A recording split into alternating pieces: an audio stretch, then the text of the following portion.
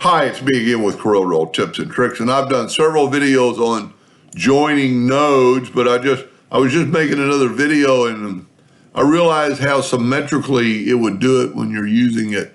So we're going to go to Windows, Dockers, and join curves. I purposely have, well, I made it 3 inches because I've got a big. If you grab both these nodes and close them, it closes them in a straight line. These two are at a corner.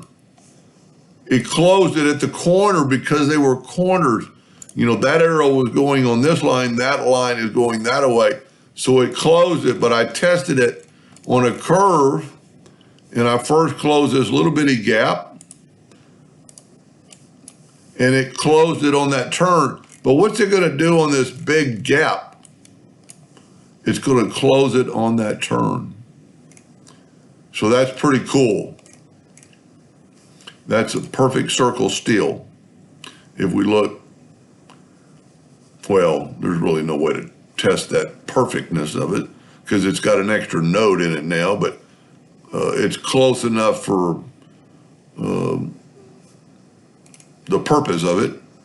Anyway, I hope that helped just a little bit, and thank you for watching.